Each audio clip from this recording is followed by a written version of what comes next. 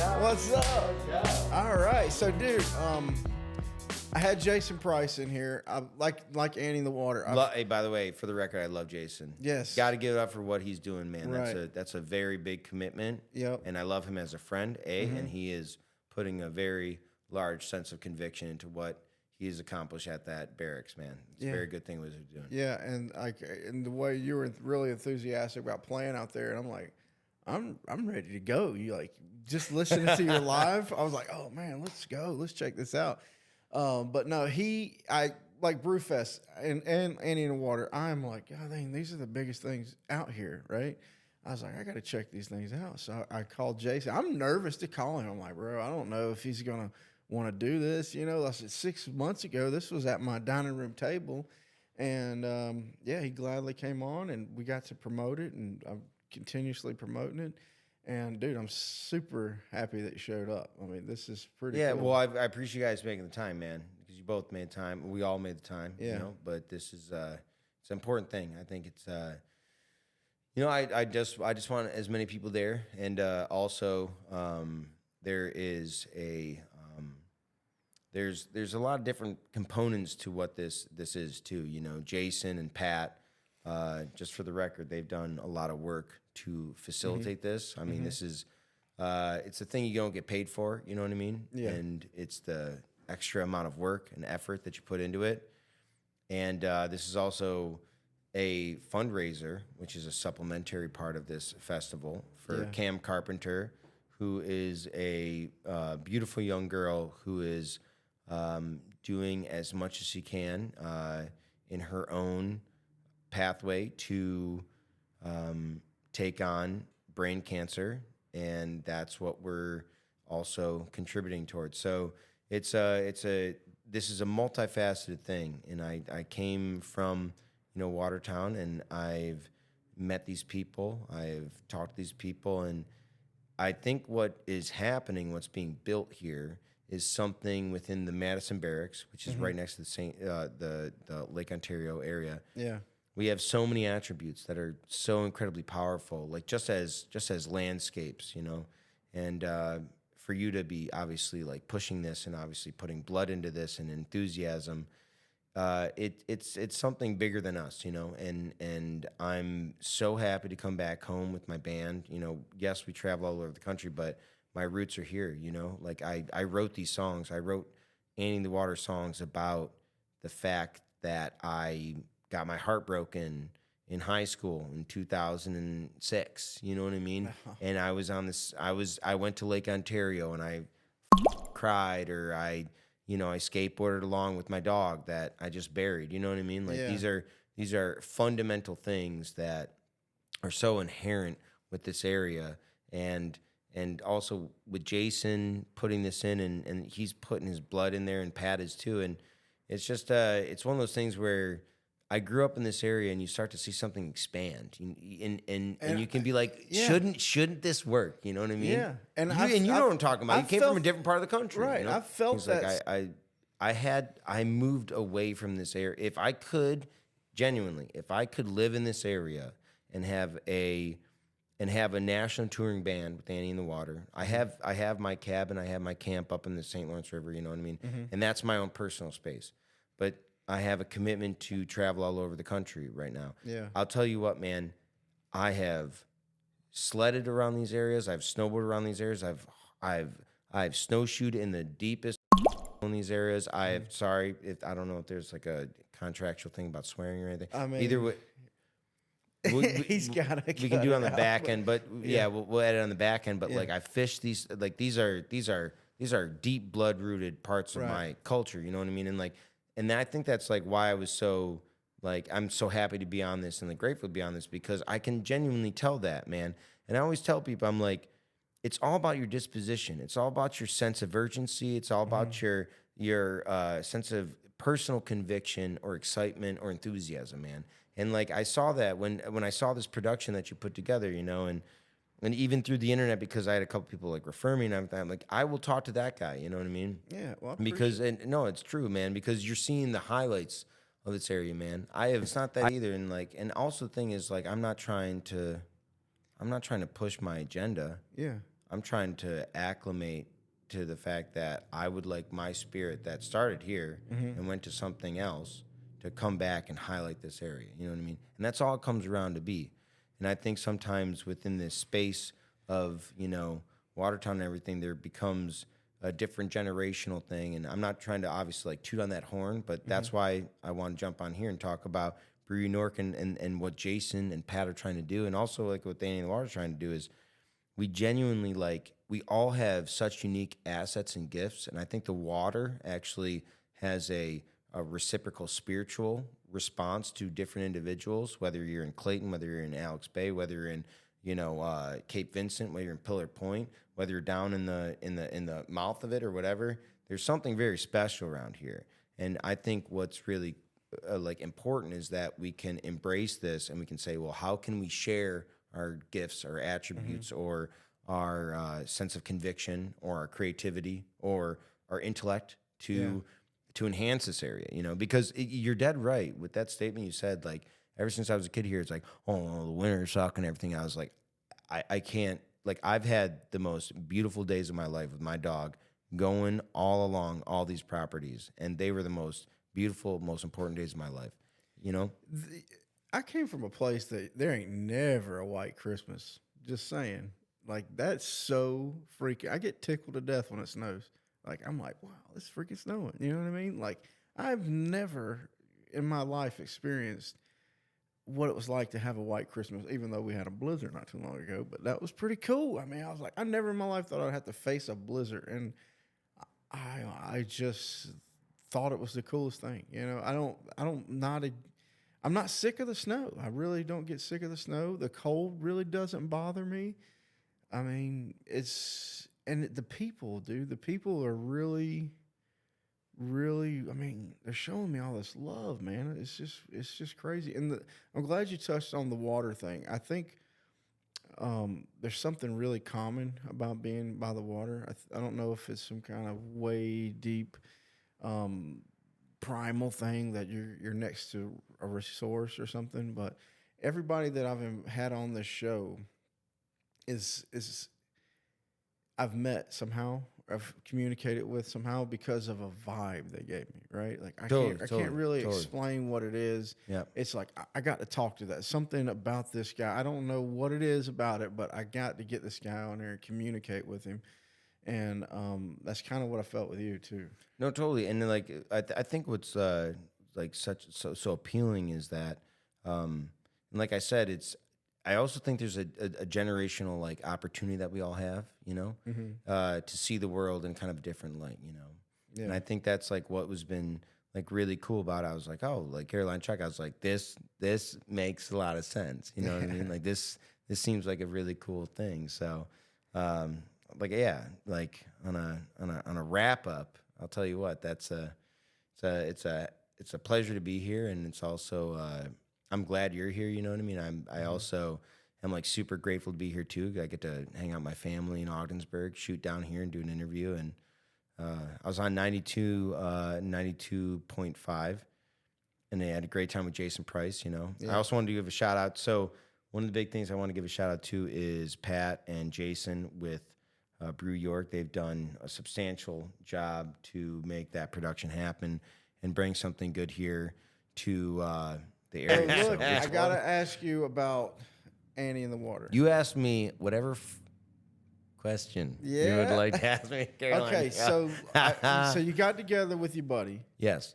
Brad Hester. Brad Hester. So he was a Division I lacrosse player at Hobart College. This is circa 2007, and I played lacrosse here in Watertown for IHC. You know what's cool about you talking about lacrosse is I literally learned about lacrosse right here. I had oh yeah, I told you about him. Yep, Nate Jobson. Exactly. And he came in here and educated me on lacrosse. I'm like, Nate's a great cat, man. Yeah, he's good guy. Cool yeah, he works with me now. And so he invited me to come check out box lacrosse, and they're going to the freaking national championship. That's amazing. Dude, his passion with what he does is, I still have that T-shirt, man. I still have that T-shirt that I wear back when I'm on the road and when I travel and stuff. And Nate is a genuinely very passionate guy. Yeah. He puts a lot of effort into it. So yeah. Anyway, so I was born and raised in Cleveland, Ohio, actually, in the Midwest. Really? But my grandfather and grandmother Yeah. are from Ogdensburg. They had Okay. farm country up there. So when I was done with school in Cleveland, we would go up to Ogdensburg. We'd literally drive up and we would work on the farm. We would mow. We would do whatever we had to do. But I became obsessed with Casey Powell and Ryan Powell. They were lacrosse players at Carthage. From Carthage, that went to Syracuse. And this was, 1998, 1999. And then so How old are you? I'm 38. I'm 38. Yeah, well, there you go, bro. There you go. That's 86, baby. it. Yeah. Okay. Wait, when 1986? May 28th. I was June 25th. Oh, Yeah. There's something there. You old son of a bitch. So anyway, but when I was in Cleveland, I started like messing with lacrosse, and then that was kind of my grandmother, my grandfather were passing away, and we had an obligation as a big Irish family to obviously like take care of the property and due diligence. So we moved from the big city back up here to Watertown. So we moved to Watertown, so we would go and do whatever we needed to do. And this is great. I've never talked about this actually publicly. This is a really cool thing. I appreciate you actually holding the space for this. This is a very we got kind thing for plenty you of to do. time. So anyway, my family came from Cleveland, and we came up here, and me and my brother and my mom and my father and everybody else, we would go and work on the property in Ogdensburg until my grandmother and grandfather passed away, and I stayed in the area. I went to high school here, so I graduated high school in IHC in 2005, and I was a lacrosse player, played Division I lacrosse, and went to a particular program. And then Brad had linked up with Ricky Evans. Ricky Evans, when you're watching this, I know that's right, Ricky. I'll tell you what, Ricky. Come on, Yeah, Ricky. you're gonna love that, Ricky Evans. Richard, I used to call him Richard Evans. I hope the gain structure is really opened up on that thing. Yeah. Anyway, so yeah, Ricky Evans set me up with Brad Hester in Hobart College, and so we went to the St. Lawrence River. So we went, and this is the real Annie in the Water story, how Annie in the Water actually happened. Because actually the rest of the band calls it Annie is a conspiracy. So if you ask anybody randomly in the band what Annie in the Water means, they actually make up a completely different freaking story, which is kind of fun. Yeah, you know? it's kind of fun. So Brad played lacrosse at Hobart, and my buddy Ricky Evans from high school was like, Mike, why don't you come over? He's got this song called Ohio, because I was born and raised in Ohio, Cleveland, Ohio, but worked on the farm when I could. And Brad was from Ohio, and he had this beautiful song called Ohio. And my buddy Ricky Evans like, well, why don't you come out and like hang out with them? So I went and hung out with Ricky and them all night. Brad and I link up at like 3 a.m. and we played Ohio, and we never played together. Played Ohio, and all the guys in the dorm room just like, you know what I mean? Like you could tell like something weird was happening. Going on, Yeah, and this is like circa like 2000.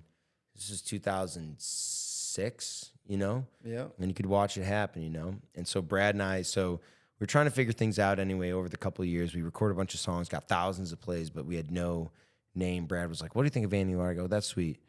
But then I was like, well, if you want to start gigging, if we want to start like making something happen, I have some contacts. So we went to Sackett's. We went to like the boathouse in Sackett's Harbor. Yeah, okay. You know? Yeah. And I've like, heard of that. yeah. Yeah, they put us on the back deck and they were like, yeah, play a show for 4 hours. And Brad was like, okay. We play for 4 hours, you know? You know, like you take like 2 breaks and like get food and like drink beer and everything. We strictly played and hacked it for like 4 Wow, pardon my French. Yeah, we just like hammered it for 4 hours, but we learned eventually. So we started in there in Top of the Bay and Alex Bay. Shout out to Steve Calderia and Andy and Vince over at the Riverboat, and we just like slowly, you know, kind of grew it up, and then eventually we shifted over. We kind of moved over to Albany. Now we do like national tours, like you were talking about. You know, we do the Carolinas, we do the Colorados, we do New York Cities and the Portland stuff, but everything that is Annie in the Water, it really originated in a completely amalgamated, intimate thing within this 20-mile radius. What made you go to Albany? So I played lacrosse at Siena College too. So I had, and my contacts and also like where I grew up was up here. So I knew that we would get shows in Alex Bay and Sackett's Harbor and all that other stuff. And I was like, well, I have my college or crossmates to in Albany. I was like, if we go to Albany, there's a bunch of venues, like bigger venues. And the other thing is Albany's like a hub. If you look at Albany on a map, it's kind of like you can traverse over to Boston, you can traverse over to Buffalo, you can traverse back upstate here, no problem. You could traverse down to Woodstock, you could traverse down to New York City, you could go just in the middle New of Hampshire, everything. Burlington, yeah. And so it was a hub, and it was just a logistical situation. And also, I played lacrosse there. I was acclimated there, and I also had an awareness of contact. So it really comes down to that: is like, who do you know and who can you play for? Yeah, it you know what I comes mean? down to As that. you know, Yeah, yeah. Just like as you're doing right now. You know? Yeah, exactly. So that was a thing. So it's kind of like a really convoluted thing. I can't give like obviously like a perfect kind of like chronological thing, but the most important thing is Annie in the Water is incredibly branded and acclimated to this area. You know what I mean? Yeah. And that's what I think is like so great that that I appreciate you being like obviously privy to that, and whoever has talked to you and like kind of like shared that with you, and you bringing me on. It's just it means a lot because as much as I've moved away from this place, like it is so within my like human DNA, And the thing is it helps me too, and I try to also bring on people that are not necessarily from here but have visited or are here actively, but from different places, because they give you a different perspective on, like, everybody that I've brought here that is from other places absolutely love this place. And they give Totally. the same experience. They're like, this is better than this place because where we're from, they were shooting and stuff every day. And I was like, the worst thing you're gonna have is some, people come talk to you on the streets that are or whatever. But I like having people that aren't just here all the time, that have gone out and seen other places and understand why this place is really nice. You know what I mean? Yeah, Does that totally. make sense? No, totally. Like, and even like the connection that we made, you know what I mean? Yeah. Like it. Dude, I gotta ask a couple questions about Annie in the Water. Of right? course, I'm here. So I'm here for it, bro. I want to know, what is one of the probably the most fun events you've ever played? Like, Yeah. I want to know hands down, what was the most exciting time you've been on the stage, and where? Oh, this is great. Okay. Whew, that's a good question, man. Oh man, there's so many. I'm sure there is. It but depends one on standing out. Like, yeah, I know one you got used one up. that was standing out. I think the most important one that was standing out was most recently. We actually got we played at Northland's Music Festival in New Hampshire. It's the most recent one because Annie in the Water, we've started to hit a trajectory of a national level, which is really exciting. And Northland's Music Festival is a massive festival. Goose plays there, very large jam bands, like we're talking, multinational, international jam bands. And they gave us the Thursday opening slot, and we were out for blood, dude, you know. And we had the stage, and it had the whole lighting and thing, and it just packed out. And people were just like on this I thing. think this is the one I watched. The one you watched was the Northlands Music Yeah, with Festival. the cool looking. It looked like you were in an octopus. or Yeah, something, you know what I mean? yeah. And it was just like, it was just like one of those things where I think we all like had this mindset of like, let's just be out for like, let's just do what I want.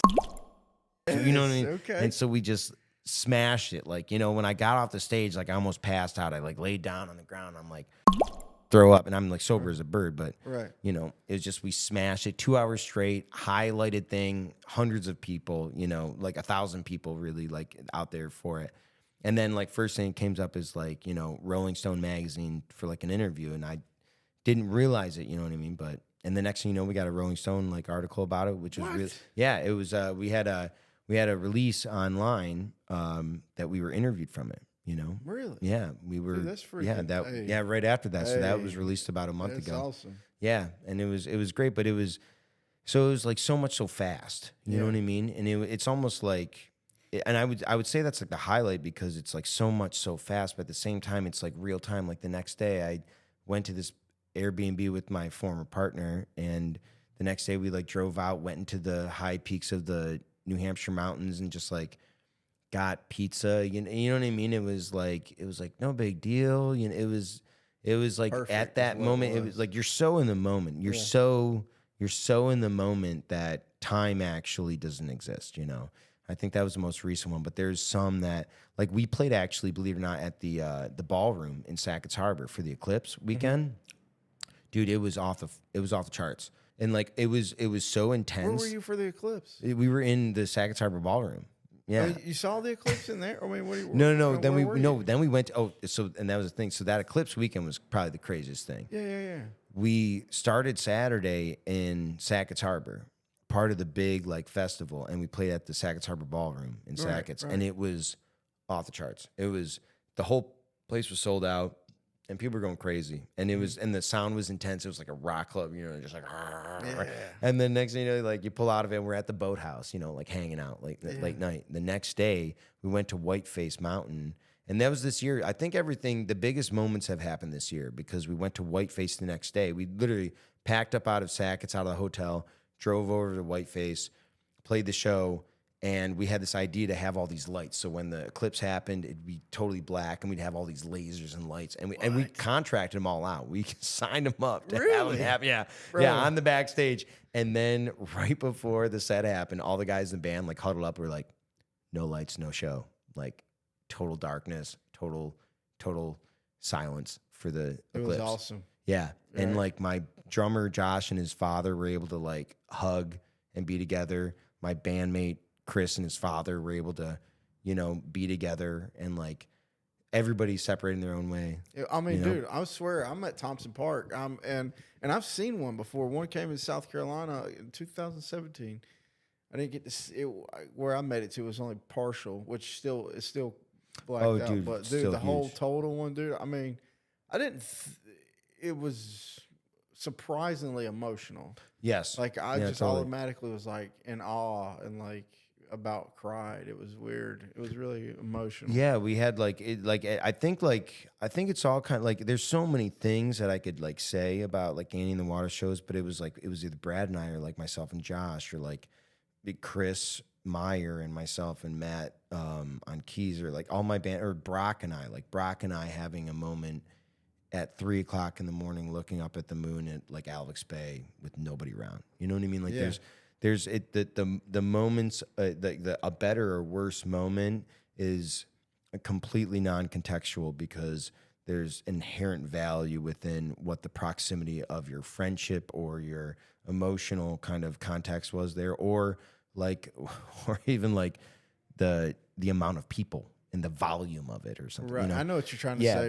But it all leads into this thing, and I think this summer is probably the first one that was like something different has happened. You know, there's it's like, you know, when like film tape, like the old film tape back, like the like the reels, you cut it, you splice it, and you glued it together. It feels like that kind of happened only within a recent amount of time. You have a whole reel, but you just glued another reel on, and you just started going with Annie in the Water, at least.